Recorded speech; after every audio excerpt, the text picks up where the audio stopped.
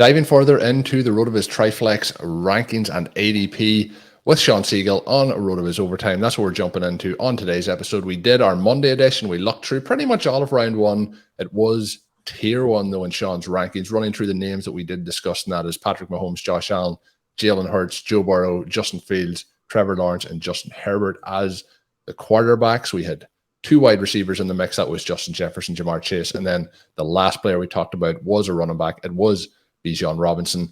That was tier one of the rankings as Shawn went through them. We talked about some of the tools on that Monday edition, talking through the different ways you can check the rankings on the website, whether it's by format, whether it's by just rankings in general, by position, or one of my personal favorites, by draft grid. So we are going to go through it on today's show as we jump into tier two, which is pretty much round two. And this conversation that we're having was kind of inspired by a listener question that came in asking about Kyler Murray. So between all the quarterbacks we talked about on the Monday edition, the ones we're going to talk about today, and today will include Kyler Murray.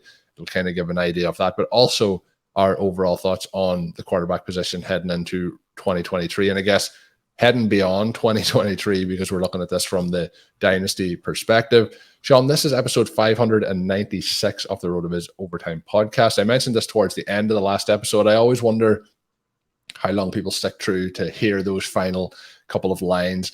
People do send emails that say have a good one in it, so I assume that people listen right to those final words. Well, you've got some enthusiasts too, like your.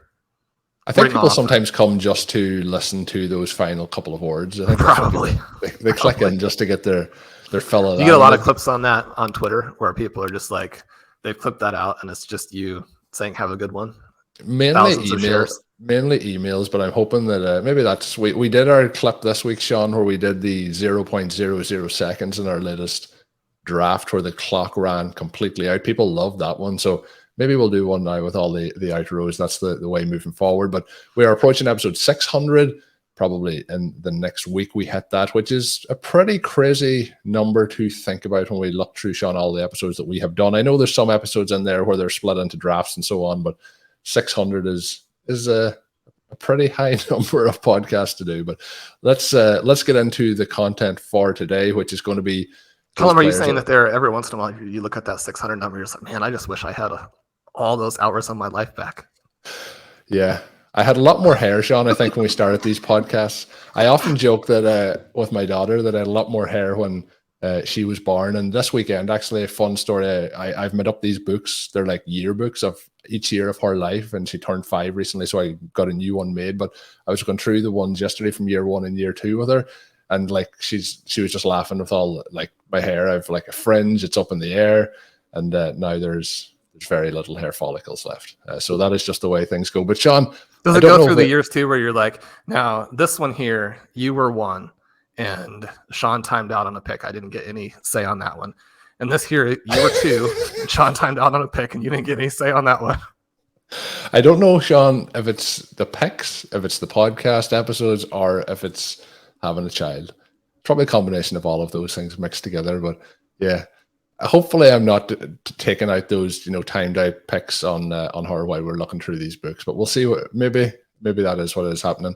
But Shawn, you mentioned in the show previous that Lamar Jackson may jump from tier 1 into tier 2 with Justin Herbert potentially moving the other way. I believe that was the way that we finished up. But when we look into the ADP, first of all, the way things completely go at the end of that round 1 in the current ADP is Lamar Jackson, Justin Fields, Jamar Chase, Bijan Robinson. Then you're into Deshaun Watson, Anthony Richardson, CeeDee Lamb then as the wide receiver 3. You get Dak Prescott as the quarterback 11. And then you're into AJ Brown and Kyler Murray, who we are going to discuss a little bit on today's show. That varies a little bit with how you're ranking C, particularly the quarterback position. Yeah, so once we get to the end of the stars, then I think you have to look really closely at what you want to do the rest of the way, because you have so many different options for replacing those points. And you can go with a hybrid approach of taking on some veterans who, because the quarterback position does have the longevity that tends to elevate the prices on these guys, something we talked about in the previous show, guys who are somewhat unappealing because they're older players, but still have a decent window in the future. And you have to get a little bit of a feel for, just how likely the collapse is. But one of the things that we have witnessed now is it doesn't really matter how poorly Baker Mayfield plays. Quarterbacks are in demand enough, and he has been good enough, and he was drafted early enough that he's going to get a chance somewhere else. Doesn't mean that Baker Mayfield should be, one of your targets this year. I mean, not really, probably. He's quarterback 33 in my rankings. That's not a player that we're targeting. But you think about where he is. You think about what has happened recently with Jared Goff, where he almost played himself out of the league, and now he's back to where, Colm, in one of my leagues a week and a half ago, he was traded for the 109. And I mean, you could argue that he should have gotten even more compensation based on what he's likely to score over the next year and then what his age is. Where imagine that he has a season like Derek Carr where his team actually benches him at the end and goes in a different direction. Obviously, they have Hendon Hooker. Well, Derek Carr is now in a better situation for 2023 than he was last year in 2022. I mean, Goff wouldn't necessarily be in a better situation, but these guys are going to score points, and they probably still have a long time in the NFL. The hybrid strategy then isn't just adding some of those guys to the back of your roster, but you also have players like Desmond Ridder, who now is surrounded by two elite receiving weapons and probably the best running back in football. A little bit early to say that since we haven't seen Robinson play at the NFL level, but a crazy amount of talent around him. You have Sam Howell, who actually brings a rushing element as opposed to quarterbacks who are given credit for it and don't necessarily. We can talk about that in a second. But he is surrounded by very good talent. You have Kenny Pickett, who is probably the best pick right now in all of best ball, surrounded by very good talent. Those guys, second-year players who could break out. You have guys like Mac Jones, who were actually pretty good as rookies and now are extremely inexpensive because of the 2022 season. And it's not to say you shouldn't consider the 2022 season. 2022 season is extremely valuable in terms of having intel on what's going to happen in the future. It's much more highly predictive of 2023 than other seasons are. But when you're looking at Mac Jones, his age, what he did as a rookie, what he did in his final year of college football, the fact that now he's going to get a legitimate offensive coordinator again, he's somebody that you can put in there. Now, it's not to say that you're going to rely on any of these individuals by themselves. But there are so many things you can do inexpensively to create a QB position where the upside is asymmetrical. So your price versus the risk reward is so skewed in your favor that it's difficult not to come out ahead in the long run, but it's also difficult not to come out ahead in the short and intermediate term as well. So we're looking at that. If you're going to select a QB who is not a star, ahead of stars at wide receiver and running back, that's difficult, right? So then you got to decide, well, who's a star? So we look at the ADP here, and as you mentioned, Deshaun Watson, the last pick in round one, he's been a star. He struggled badly last year. He's surrounded by mediocre talent. We know that a lot of these guys who have had long suspensions have come back and never been the same. I think that he probably is going to turn it around and at least offer enough hybrid upside to be in that range. I have him at the 205, which is essentially saying he should be a target, but because his ADP is out of control, he's not a target. The next player there, Anthony Richardson, we'll go over him in a second. Dak Prescott, the 203, Kyler Murray at the 205. I have Kyler Murray at 204. So again, that's right in the appropriate range for him. The question about Murray that we got from our listener, I think that it basically just comes down to how he's being priced in your league, because you definitely get the impression that you can pick him up at a price that doesn't reflect that startup ADP in a lot of situations, and you probably should. At the same time, you get the impression that there are people more or less paying the price of the 107 to 109 range. And in that case, you should sell. You want to get rid of all of that risk and turn it into depth, turn it into a different QB, turn it into just a more coherent way to play your dynasty roster. So I think the fun thing about Murray is that he's both a buy and a sell because he's going to have wildly varying prices in different leagues. Dak Prescott is bizarre to me, where we had him ranked far lower last year. He scored at a far lower range. I have him as the first pick in round 4. Now, that's still QB 13. That's not that far away from where he is at QB 11. But again, I think gives a sense of where we believe the tier breaks are and how you should play that versus what the community is currently doing. The biggest exploitable element of Dynasty right now is that the quarterbacks outside of that top tier. And again, we're like everybody else.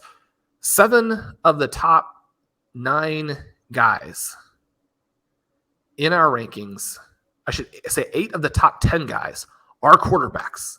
So we're not out on quarterback. We're not out on elite quarterback. Anyone who wants to know how that translates into best ball, Michael Dubner has a great article up on the site about that. That'll really help you think through the different elements on the way you want to play that in your underdog leagues.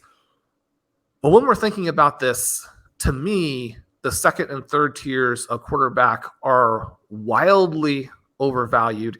And one of the good examples, I think, is probably Anthony Richardson, a guy who was not one of the first 2 picks at QB. He does go off, obviously, very early to an Indianapolis team that we think will be fairly well coached and will be a good fit for him. But he's not surrounded by elite talent at the receiving positions. And he's someone who probably will take some time to get where he needs to be if he ever does. Now, the early returns have been good. People have been raving about his pocket presence. And this, I think, is an interesting one, Colm, because this can kind of point in a couple of different directions. You and I are not huge college football fans, but we go very deep into the research with the Sports Info Solutions stats. We have a lot of people on the staff, both in the recent past and in the present, who we rely on for great insights, both research and scouting based. So analytics and scouting on that end. And one of the interesting things when you talk about Anthony Richardson is that he has this really low sack rate. And a lot of people think that that is indicative of great pocket presence. Our college football experts don't agree. And one of the things that Travis said on the show, and if you have any interest in going a little deeper on this, definitely check out the show with Travis. He's fantastic all the time. But somebody who throws the ball away when there's not pressure, throws the ball away early, that's going to help you avoid sacks. And at the same time, that's almost the last thing that you want from a quarterback where the entire thesis for him going at this in this area is the athleticism. You don't want that guy throwing the ball away. You want that guy taking off and creating rushing points. He didn't do that in college. Is he going to do it at the NFL level? I mean, that's the thing that is really fascinating. And it'll be interesting to see what the coaching staff wants him to do. Because on the previous show, one of the things we discussed was this tension between QB scoring and QB injuries. If you have a young QB who is good at eliminating sacks, that's going to help you avoid the negative plays that destroy these drives for young players. If you avoid those negative plays, then you can probably keep him out there on the field. In situations where if he's taking a bunch of sacks, you just have to pull him because he can't pass, right? The flip side of that is that that doesn't score you fantasy points. And the way to move the chains for Anthony Richardson is going to be to pull the ball down and run it, especially on third down. So that'll be the fun thing to track at the NFL level. It'll be an interesting thing to watch in the preseason. Anthony Richardson has such massive upside and could be a guy who next year is being drafted in the 104 range, that he's somebody we could easily miss on, and it would be a huge miss for us. At the same time, it's borderline insane that he's being priced like this after having been a poor college football player and before he has done things at the NFL level. People are buying him ahead of CeeDee Lamb, who is a borderline star, ahead of A.J. Brown, who is a superstar, ahead of Garrett Wilson, who just had an extraordinary rookie season, ahead of Jaylen Waddle, who has just had 2 incredible seasons, is one of the most athletic players in the entire NFL, and in his final years in college had I've said insane twice now, but you think of it in both directions, insane yards per route numbers for him. And the reason I bring that up is that I do think that it's relevant when you're looking at guys and their track record. When you stretch back over many seasons, they've been a star every single time. So when we're dealing with that type of player, you're going to take an unproven guy who was bad in college ahead of them. You're taking him ahead of Breece Hall, who looked like the best running back in the NFL last year and was an absurd player at the college level. You're taking him ahead of Jonathan Taylor, who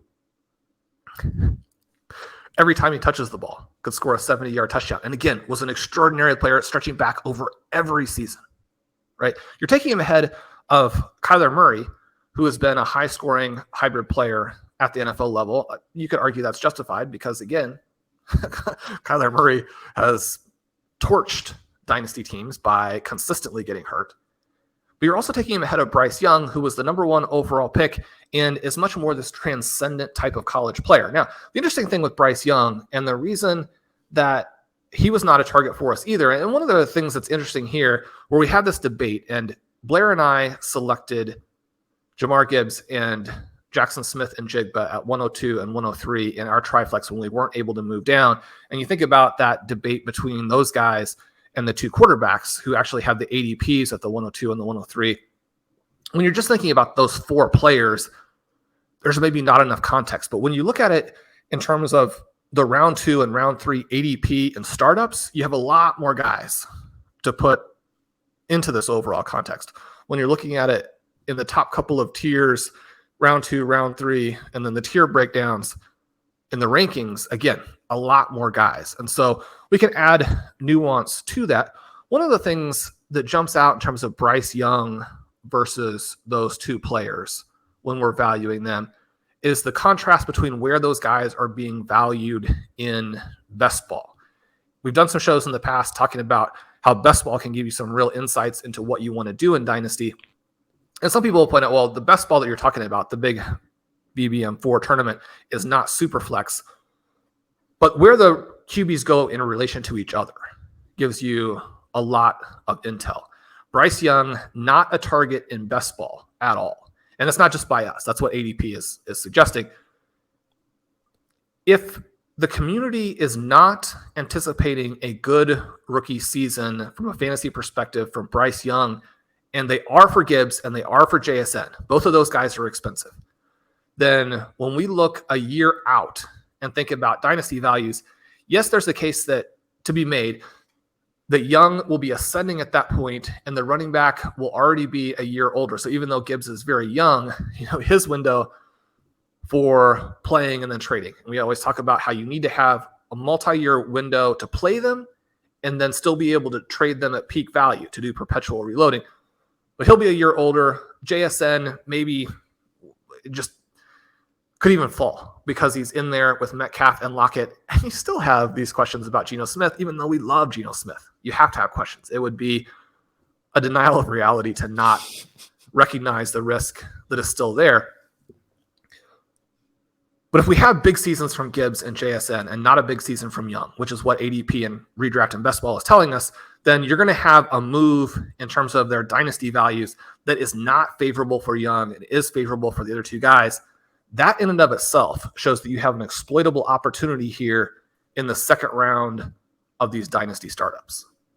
The other thing, Shawn, to note as we move through, and I think you've covered everything fantastically as we've gone through that portion, but when we're looking at the ADP and some of the opportunities to exploit the quarterbacks that you mentioned there, the likes of Deshaun Watson, Dak Prescott, and so on, it isn't necessarily even the players and where they're going, but in terms of the number of players at that position going, where they're going. If we look through the opening 2 rounds to the 211, we have CJ Stroud, quarterback 14, going in that spot. And then we look through your ranking, CJ Stroud is the quarterback 14, but he's going at the 403.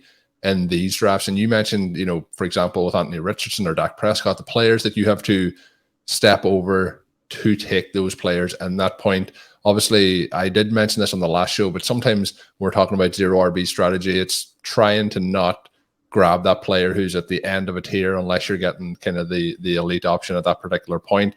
And that feels like what we're doing here in terms of ADP at these points, where people are grasping at a Dak Prescott, for example, trying to really reach on Anthony Richardson. You can't get the established veteran, so we're going for a rookie, but we're kind of betting on him hitting that ceiling projection in terms of the range of outcomes. We look through it, quarterback 9 is the only quarterback that you have going in the second round. And what's interesting for me in this, Shawn, is the rankings are pretty much player for player in round 1. There some of them in slightly different orders that we talked about in the Monday episode, but really in round 2, we only have the one quarterback going. The question that came in was about Kyler Murray. He is the quarterback 9 going in that range, but CeeDee Lamb is the 201, then Breece Hall, then Jonathan Taylor, Jaylen Waddle, Jahmyr Gibbs, AJ Brown, Christian McCaffrey, JSN, T. Higgins, then Murray, then Olave, then Amon-Ra St. Brown. Then we get into Anthony Richardson at the 301, which is a full round after current ADP.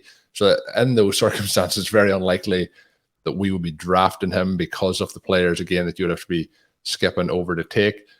The one thing I find interesting, I want to get your thoughts on, is obviously we've touched on zero RB. You mentioned this on I believe it was on the Monday episode, that we don't step over running backs that have that elite upside, that elite talent. And while there was only one running back in your round or your tier 1, there is 4 running backs in tier 2, which gives you 5 in those top 2 tiers. That is Christian McCaffrey, Jonathan Taylor, Breece Hall, and Jahmyr Gibbs to go along with Bijan Robinson.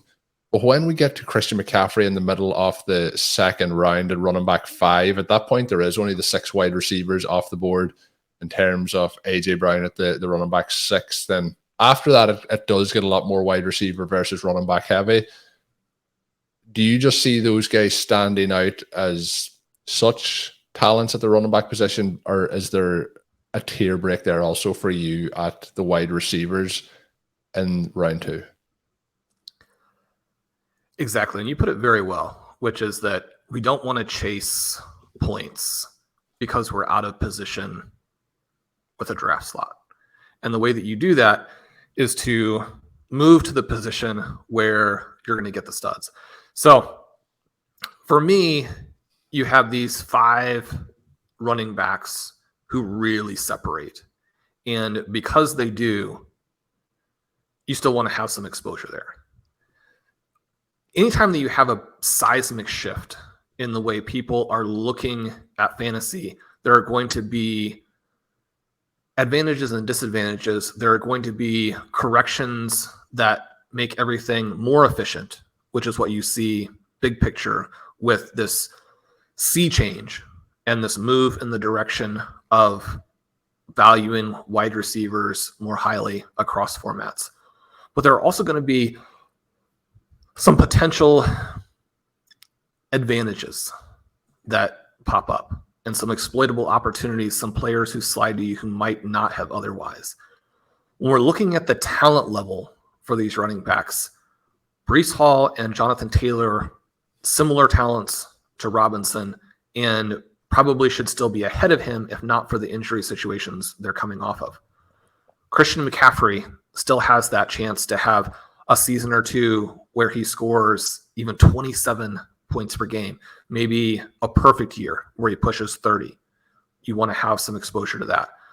Jahmyr Gibbs has been both exciting and controversial. You have him land in this situation with DeAndre Swift, and then Swift moves, and suddenly you're looking at it like, okay, well, the Lions are going to make this guy their Christian McCaffrey. And if that's the case, you need to have some exposure there. And again, in all formats, Blair has a great article up on the site talking about how Gibbs is the most undervalued player in all of fantasy. He's got some great arguments in there, a variety of different types of evidence to back up that particular claim. So when I'm looking at my rankings here, we get to the running back 5 and the wide receiver 5 spot at about the same juncture. You have Gibbs and Waddle right there side by side. Then we have a stretch of QB, or a stretch of wide receivers, I should say. we fall to the next point where a Saquon Barkley, still a huge talent. I think that those guys slot in there as being interesting players. But once we get that done, we do go through a stretch where the next running back, the running back 8, so we have running back 8, we have running back 9 with ETN and Stevenson.